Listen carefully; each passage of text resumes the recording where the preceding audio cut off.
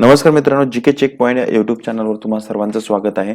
Group C कंबाईनचे आपण probable question series बघत आहे की जी एक्झामच्या दृष्टीने अत्यंत महत्वाची आहे आणि याच्यावर जे प्रश्न मी ऑलरेडी घेत आहे या सिरीजमध्ये ते प्रश्न मॅक्झिमम वेळा परीक्षेत आलेले आहेत आणि येण्याची शक्यता सुद्धा जास्त आहे. तुम्ही सगळे प्रश्न चेक करू शकता आणि त्याच्या रिलेटेड प्रश्न येण्याची शक्यता आहे, म्हणून तुम्ही ही सिरीज बघितलीच पाहिजेत. तुम्हाला 100% फायदा होईल. आणि याआधी मी भूगोलाचे प्रश्न घेतलेले आहेत, त्या सगळ्या भूगोलाचे पार्ट 4 मध्ये घेतलेले आहेत. ते सगळे पार्ट 4 मी डिस्क्रिप्शन लिंक मध्ये तुम्हाला दिले. तिथे जाऊन तुम्ही पार्ट 1, पार्ट 2, पार्ट 3 आणि पार्ट 4 सगळं तुम्ही बघू शकता. आणि अजूनही तुम्ही सबस्क्राईब केलं नसेल तर नक्की करा, कारण की तुम्हाला याचा 100% फायदा होईल. प्रश्न येतील आणि प्रश्न येतील ते तुम्ही मला कमेंट बॉक्समध्ये नक्की कळवा.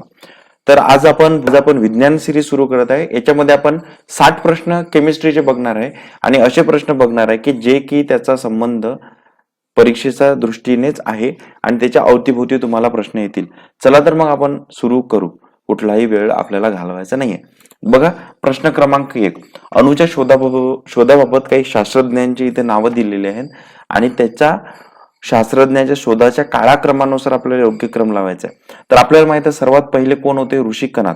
मग ऑप्शन ब आपण शोधूया. बघा, ऑप्शन अ तर तसाच कटून जाईल. मग 3 ऑप्शन भेटतात आपल्याला, बी सी डी. त्यानंतर ऋषी कणात नंतर येतो डेमोक्रेट्स म्हणजे ब अ. त्यानंतर हा ऑप्शन आपल्याला भेटून जातो. बघा, ब अ फ ड. त्यानंतर ब अ, नंतर फ निल्स बोर्स येतो. निल्स बोरवर या ग्रुप बी ला जी एक्झाम झाली त्याच्यावर प्रश्न आलेला आहे. त्यानंतर ड ऑप्शन ड डाल्टन. त्यानंतर क रुदरफोर्ड आणि मग येतो जे जे थॉम्सन. त्यानंतर आपण बघू नेक्स्ट प्रश्न क्रमांक 2. बघा, प्रोटॉनचा शोध रुदरफोर्डनी लावला, हे योग्य आहे. इलेक्ट्रॉनचा शोध जे जे थॉम्सन यांनी लावला, हे सुद्धा बरोबर आहे. जी जॉन स्टोनी या शास्त्रज्ञाने इलेक्ट्रॉन असं नाव दिलंय. बघा, प्रश्न येण्याची शक्यता कसं की इलेक्ट्रॉनचा शोध हा जे जे थॉम्सनने लावलेला आहे. त्यानंतर इलेक्ट्रॉन हे जे नाव दिलं हे कोण दिलंय? जी जॉन स्टोनी.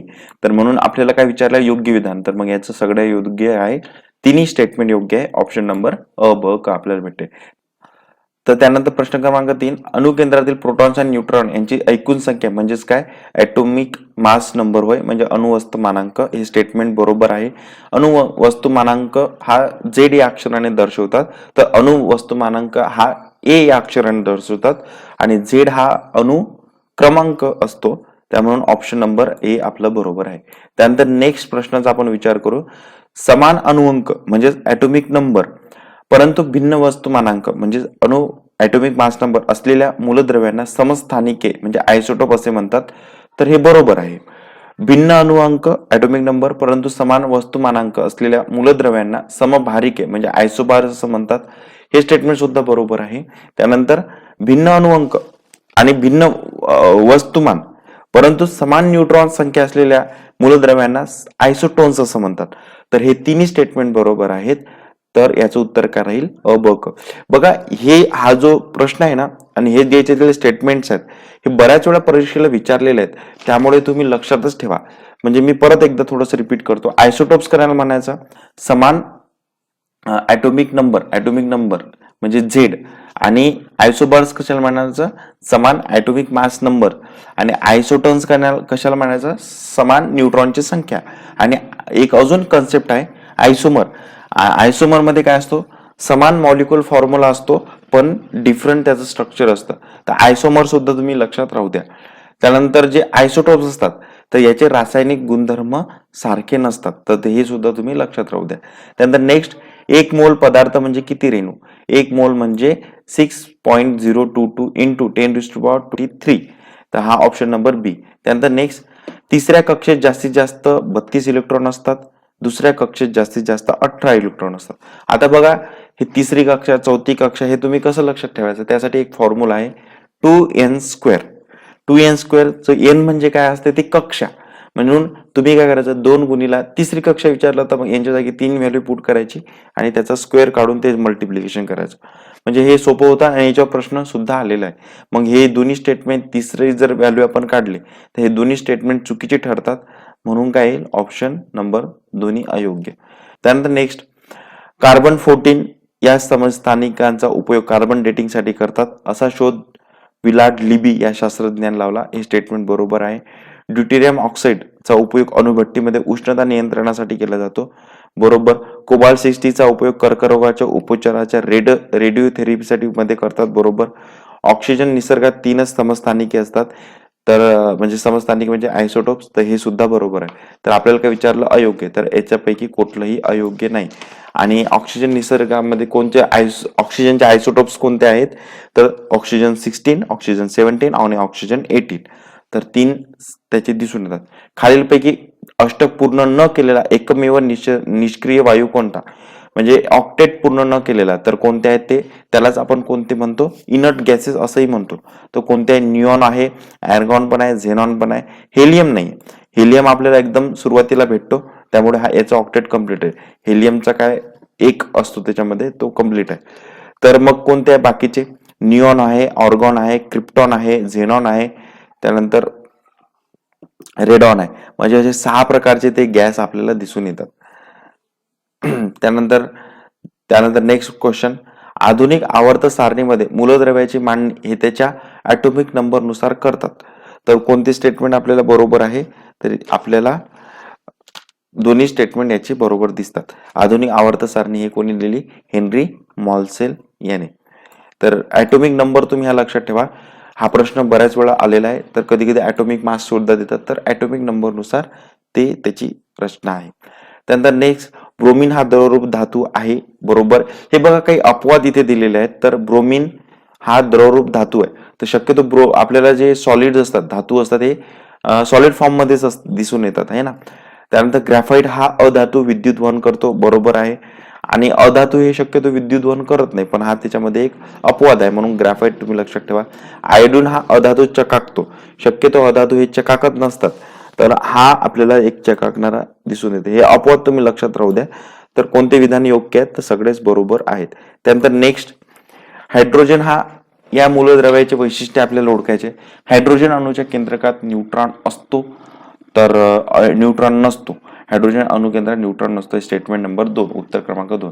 धातू सदृश्य म्हणजेच काय, मेटलॉइड मूलद्रव्य म्हणजे असे मूलद्रव्य ज्याचे गुणधर्म धातू तसेच इथे अधातू पाहिजे होता, अधातू सारखे असतात, तर हे स्टेटमेंट बरोबर येईल. Boron, silicon, germanium, arsenic, antimony, polonium हे त्याची उदाहरणे आहेत. हे दोन्ही स्टेटमेंट आपल्याला बरोबर भेटतात. त्यानंतर नेक्स्ट, अयोग्य जोडी निवडायची आपल्याला. हेमेटाइटचा फॉर्म्युला Fe2O3 बरोबर आहे. मॅग्नेटाइटचा फॉर्म्युला Fe3O4 बरोबर आहे. लिमोनाइटचा फॉर्म्युला FeOOH हे पण बरोबर आहे. सेडिराइटचा फॉर्म्युला थोडासा चुकलेला आहे. तर सेडिराइटचा फॉर्म्युला आपल्याला काय बघायला मिळतो, FeCO3 असं पाहायला भेटतो. ठीक आहे ना. तर तुम्ही लक्षात ठेवा. आणि हे सगळे काय आहेत, आपल्याला आयरनचे ओर आहेत. तर त्याचा जर तुम्ही सगळ्यात चांगल्या क्वालिटीचं जर ओर लक्षात ठेवलं, तर याच्यावर आयोगाचं बरेच कन्फ्युजन झालं होतं मागच्या परीक्षेला. तर त्यांनी सरळ सरळ हा प्रश्न कॅन्सल केलेला होता. तर मॅग्नेटाइट, हेमेटाइट, लिमिनाइट आणि सेडेराइट असं तुम्ही सिक्वेन्स लक्षात राहू द्या. ब्रास हा मिश्र धातू कॉपर आणि झिंक या घटकांनी बनलेला आहे. तर हे स्टेटमेंट बरोबर आहे. त्यानंतर स्टेनलेस स्टील हे लोखंड, क्रोमिनियम आणि निकेल यांचे संमिश्र आहे. हे सुद्धा बरोबर आहे. तर कोणते योग्य आहे, तर दोन्ही योग्य आहेत. तर हे तुम्ही असे ओर्स लक्षात ठेवणं आवश्यक आहे. कोणते संमिश्र आहे हे सुद्धा तुम्हाला अलॉय म्हणून लक्षात ठेवणं आवश्यक आहे. तुम्हाला इतर सुद्धा बघणं आवश्यक आहे, तर तुमचे प्रश्न सुटतील. त्यानंतर लोखंड व स्टीलचे क्षरण रोखण्यासाठी त्यावर कशाचा पातळ स्तर दिला जातो आणि त्याला काय म्हणतात, गॅल्वनायझिंग. तर आपल्याला माहिती आहे लोखंड आणि स्टीलचे क्षरण रोखण्यासाठी आपण कोणतं वापरतो, झिंक हा घटक वापरतो. तर यालाच काय म्हणतात, गॅल्वनायझिंग असेही म्हणतात. त्यानंतर याच्यावर सुद्धा प्रश्न बऱ्याच वेळा आलेला आहे. हा प्रश्न बघा खूप महत्वाचा आहे. अल्केन CnH2n+2 हा फॉर्म्युला, अल्किन CnH2n आणि अल्काइन CnH2n-2. तर हे तुम्ही लक्षात राहू द्या. याच्यावर प्रश्न 2 ते 3 वेळा आलेला आहे. तर कोणतेही अयोग्य जोडी विचारली आहे, तर कोणतीही अयोग्य याच्यामध्ये नाही. जीव भूरसायन चक्रामध्ये कार्बनचे प्रमाण किती असते, तर जीव भूरसायन मध्ये कार्बनचे प्रमाण 0.03% असते. त्यानंतर नेक्स्ट 18 नंबरचा, LPG मध्ये ब्युटेन, प्रोपेन, आयसोब्युटेन हे प्रमुख घटक असतात. बरोबर आहे. ब्युटेन, प्रोपेन, आयसोब्युटेन हे वासही नसतात, ऑर्डरलेस असतात. बरोबर आहे. आणि LPG मध्ये गॅस गळती ओळखण्यासाठी आपण काय, इथाइल मर कॅप्टन असते. जो आपल्याला गॅसचा वास येतो तो इथाइल मरकॅप्टन या घटकामुळे येतो. तर हे तिन्ही स्टेटमेंट बरोबर आहेत. त्यानंतर नेक्स्ट, कृत्रिम फळाचे फ्लेवर बनवण्यासाठी इस्टर वापरतात, बरोबर आहे. इतरचा वापर बधीकरण करण्यासाठी अॅनेस्थेसिया म्हणून वापरतात, हे सुद्धा बरोबर आहे. दवाखान्यात वापरले जाणारे स्पिरिट हे मिथाइल अल्कोहोल पासून तयार होते, तर योग्य विचारलेलं आहे. तर तिन्ही स्टेटमेंट योग्य आहेत. त्यानंतर नेक्स्ट, क्लोरोफ्लोरोकार्बन संयुगांना फ्रिऑन असेही म्हणतात, बरोबर आहे. वातानुकूलित, ज्यालाच आपण रेफ्रिजरेशन म्हणतो, याच्यात कुलिंग एजंट म्हणून फ्रिऑनचा वापर केला जातो. हे दोन्ही स्टेटमेंट बरोबर आहेत. त्यानंतर नेक्स्ट 421, हे एक अत्यंत महत्वाचं आहे, हे तुम्ही लक्षात ठेवा. याचे सगळे हे बरोबर आहेत. तुम्ही आपण बघून घेऊ. याच्यात अयोग्य विचारलाय तर कोणतंही अयोग्य नाही, हे पण तुम्ही लक्षात राहू द्या. तर हे सगळे तुम्ही पाठच ठेवा, वाटलं स्क्रीनशॉट काढू शकता. व्हिनेगर ऍसिटिक ऍसिड, संत्री ऍस्कॉर्बिक ऍसिड, चिंच tartaric acid, tomato oxalic acid, दही लॅक्टिक ऍसिड, लिंबू सायट्रिक ऍसिड. तर व्हिनेगर परत तुम्ही वाचून तुम्ही ते पाठ ठेवा. सगळ्या गोष्टी तुम्हाला माहित असणं आवश्यक आहे. बघ, अजून मी तुम्हाला याच्यामध्ये काही मुद्दे सांगतो, ते सुद्धा तुम्ही लक्षात ठेवा. ऍस्कॉर्बिक ऍसिड आपल्याला आवळ्यामध्ये सुद्धा सापडते, आणि जे लिंबू वर्गीय फळे असतात त्याच्यात सुद्धा हे ऍस्कॉर्बिक ऍसिड सापडते. त्यानंतर टार्टरिक ऍसिड जे आहे ना, हे द्राक्ष आणि कैऱ्यामध्ये सुद्धा सापडते, तर तुम्ही लक्षात ठेवा. अजून मी तुम्हाला काही गोष्टी सांगतो, तर त्या सुद्धा तुम्ही लक्षात ठेवा. इथे वाटल्यास मी लिहून घेतो, तर ते तुम्ही लक्षात राहू द्या. एक असते फॉर्मिक ऍसिड, तर हे फॉर्मिक ऍसिड आहे ना, मुंगीचा जे चावा असतो ना त्याच्यामध्ये सापडतो. त्यानंतर नेक्स्ट आपण घेऊ ऑक्झॅलिक ऍसिड. ऑक्झॅलिक ऍसिड असते, हे पालकामध्ये सापडतं. त्यानंतर ब्युटेरिक ऍसिड असते एक, ब्युटेरिक ऍसिड, हे ब्युटेरिक ऍसिड तुम्हाला लोण्यामध्ये सापडतं. त्यानंतर येते एक व्हॅलेरिक ऍसिड. व्हॅलेरिक ऍसिड तुम्हाला कशामध्ये सापडतं, बेलरम नावाची वनस्पती आहे त्याच्यात सापडतं. आता जे एक फॉस्फेरिक ऍसिड आहे, एक फॉस्फेरिक ऍसिड हे कसं, मधमाशा जे असतात ना, जे मधमाशा आपल्याला चावतात त्याच्यामध्ये फॉस्फेरिक ऍसिड सापडतं. त्यानंतर ग्लुटेरिक ऍसिड असते एक, हे ग्लुटेरिक ऍसिड कशामध्ये आपल्याला सापडतं, गव्हामध्ये सापडतं. त्यानंतर एक पामेट्रिक ऍसिड असतं, हे पामेट्रिक ऍसिड तुम्हाला पामतेला सापडतं. त्यानंतर एक असतं स्टेरिक ऍसिड असतं, स्टेरिक ऍसिड, हे स्टेरिक ऍसिड तुम्हाला खोबरेल तेलामध्ये सापडतं. आणि एक असतं मिथॅनोइक ऍसिड. मिथॅनोइक ऍसिड तुम्हाला नेटल वनस्पती असते त्याचा जो डंख असतो ना, बघा काही वनस्पती डंख असतं, नेटल नावाची वनस्पतीचा डंख असतो, ते आपल्याला चुनचुन करतं, मग त्रास देतं, ते मिथॅनोइक ऍसिड. या सगळ्या गोष्टीचा तुम्ही स्क्रीनशॉट काढून ठेवा, किंवा तुम्ही सगळ्या गोष्टी लिहून ठेवा.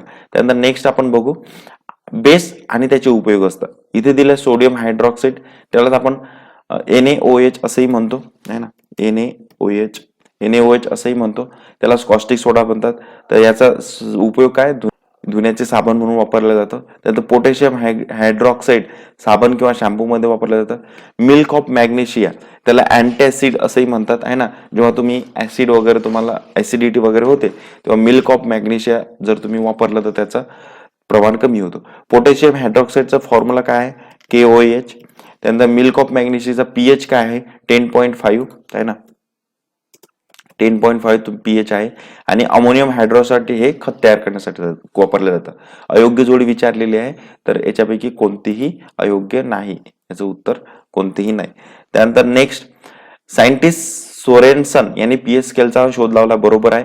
pH मापणीवरून 0 कडून 7 कडे जाताना आम्लाची तीव्रता कमी होत जाते, हे स्टेटमेंट बरोबर आहे. pH मापणी श्रेणीवर 7 कडून 14 कडे जाताना आम्लाची तीव्रता वाढत जाते, हे सुद्धा बरोबर आहे. म्हणजे कोणतं योग्य आहे, तर सगळेच योग्य याच्यामध्ये आहेत. त्यानंतर नेक्स्ट, ब्ल्यू व्हिट्रॉल. इथे बघा ब्ल्यू व्हिट्रॉल म्हटलंय, ब्ल्यू व्हिट्रॉललाच आपण अजून दुसऱ्या शब्दात काय म्हणतो, कॉपर सल्फेट. तर COSO4.5H2O हे बरोबर आहे. नंतर ग्रीन व्हिट्रॉल FeSO4+7H2O हे सुद्धा बरोबर आहे. नंतर फेरस सल्फेट याला असं म्हणतात. त्यानंतर वॉशिंग सोडा Na2CO3.10H2O याला सोडियम कार्बोनेट असंही म्हणतात. तर हे सगळे बरोबर आहेत. याच्यात पण अयोग्य विचारलं आहे म्हणून कोणतेही नाही. म्हणजे हे तुम्ही लक्षात ठेवा, परीक्षेच्या दृष्टीने महत्वाचं आहे. अजून काही गोष्टी असतात, मी तुम्हाला अजून इथे नोट डाऊन करून देतो तुमच्यासाठी, ते सुद्धा तुम्ही लिहून घ्या. इथे येतो व्हाईट विट्रॉल. तर व्हाईट विट्रॉलचा फॉर्म्युला काय आहे? याला झिंक सल्फेट असंही म्हणतात. तर ZnSO4. तर तुम्ही बरोबर त्या पद्धतीने खाली बॉटमला असं लिहा. त्यानंतर व्हाईट विट्रॉल, त्यानंतर पोटॅश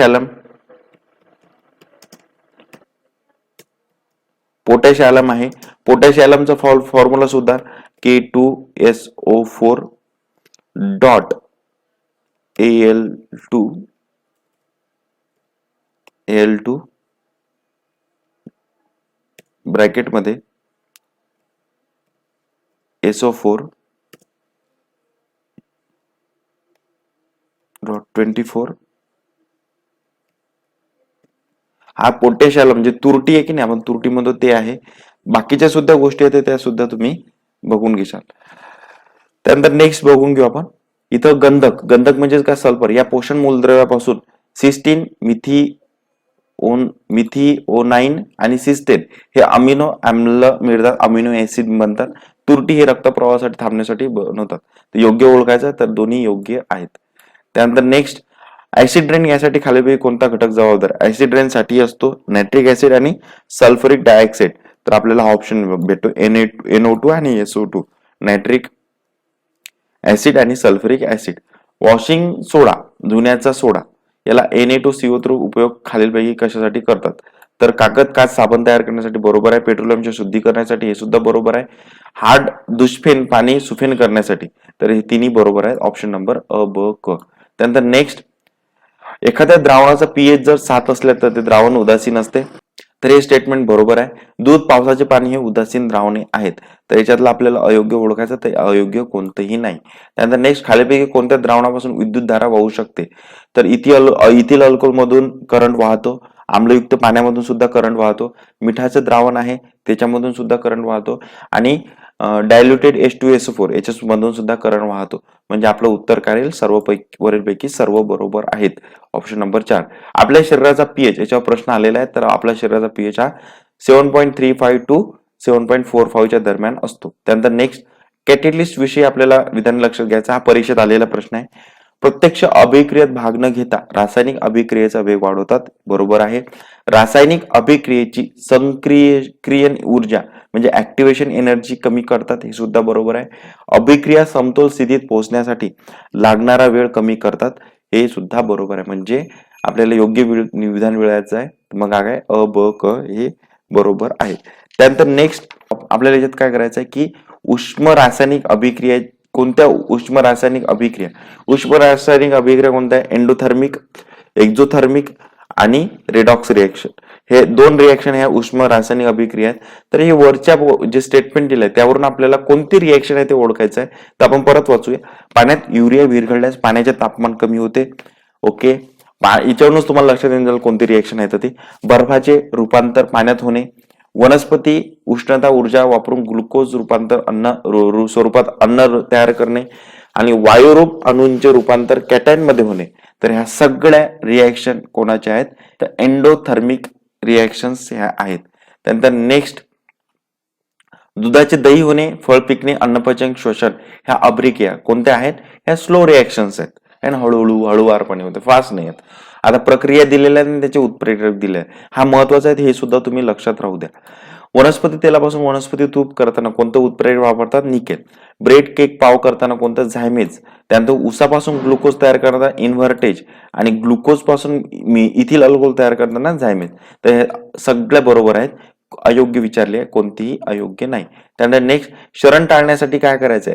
स्टेनलेस स्टीलच्या भाड्यांना निकेल आणि क्रोमियम धातूंचा थर दिला जातो, यालाच काय म्हणतात? इलेक्ट्रोप्लेटिंग असं म्हणतात, हे बरोबर आहे. तांबे पितळाच्या भांड्यांना कथील धातूंचा थर देतात, याला कलई म्हणजे टिनिंग असं म्हणतात.